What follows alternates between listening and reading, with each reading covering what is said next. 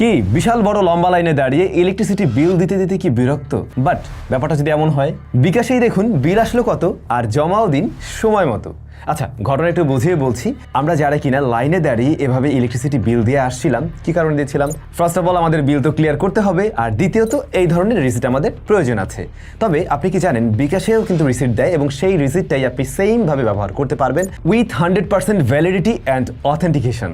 আরও মজার ব্যাপার হলো, বিকাশ থেকে দেখে নিতে পারেন আপনার কোন মাসে কত টাকা বিল আসছে। চলুন তাহলে একটা কাজ করা যাক, আমরা দেখে নিই বিকাশে কিভাবে আসলে পেমেন্ট করতে হয়। নর্মালি আমরা আমাদের বিকাশ অ্যাকাউন্টে লগ ইন করে নেব অ্যাপের থ্রুতে, এবং সেখানে যাওয়ার পরে দেখব পে বিল নামে একটা অপশন রয়েছে, ওটাতে ক্লিক করলাম। এরপরেই আমরা দেখতে পাবো ইলেকট্রিসিটি, এবং ইলেকট্রিসিটিতে ক্লিক করলাম। এবং সেখানে যাওয়ার পরে আপনি পেয়ে যাবেন বেশ কিছু প্রোভাইডার যারা মূলত ইলেকট্রিসিটি বা বিদ্যুৎ প্রোভাইড করে থাকে।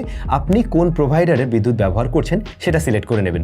যেমন আমাদের ক্ষেত্রে আমরা ব্যবহার করছি ডেসকোর পোস্টপেইড, তো আমরা ডেসকোর পোস্টপেইড সিলেক্ট করে নিলাম। দেন এরকম একটা ইন্টারফেস চলে আসবে এবং সেখানে এসে আপনি দেখবেন মাস সিলেক্ট করা যাচ্ছে, আপনি কোন মাসের বিদ্যুৎ বিল আসলে দিতে চাচ্ছেন। ধরুন আমরা মে 2025 এটা দিতে চাচ্ছি, সিলেক্ট করে নিলাম। এবারে আমাদের অ্যাকাউন্ট নাম্বারটি দিতে হবে, এবং আপনি এই যে স্যাম্পলে ক্লিক করে এখান থেকে দেখে নিতে পারেন মূলত এই পেপারসের কোন জায়গাটাতে আপনার অ্যাকাউন্ট নাম্বার থাকে। এই যে এইখানে কিন্তু নাম্বারটা থাকে, ইভেন আপনি অ্যাপের থ্রুতেও সেটা দেখতে পাচ্ছেন। অলরাইট, আপনি দেখে নিলেন। এবারে ওই নাম্বারটি এখানে দিয়ে দিলেন।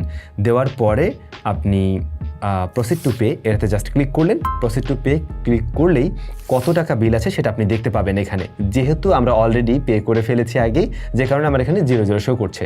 আপনি যদি পেমেন্ট না করে থাকেন তখন আপনার কত টাকা বিল আসছে সেটা এখানে দেখা যাবে। আর নিচেই দেখবেন ট্যাপ টু কন্টিনিউ, তখন ট্যাপ টু কন্টিনিউ করলেই আপনার অ্যাকাউন্টে থাকা টাকার থেকে বিলটা কেটে নেওয়া হবে এবং আপনাকে একটা ডিজিটাল রিসিট দেওয়া হবে। আপনি চাইলে সেটাকে ডাউনলোড করে রাখতে পারেন, এবং পরবর্তীতে এই যে রিসিট আমরা যেভাবে ব্যবহার করি সেভাবেই আপনি ব্যবহার করতে পারবেন with 100% validity and authentication. So ওখানে কোনো প্যারা নেই, ব্যাপারটা কিন্তু খুবই সিম্পল। কমেন্ট করে জানাবেন তো কারা আসলে এই ফিচারটি ব্যবহার করছিলেন বা কারা জানতেন না।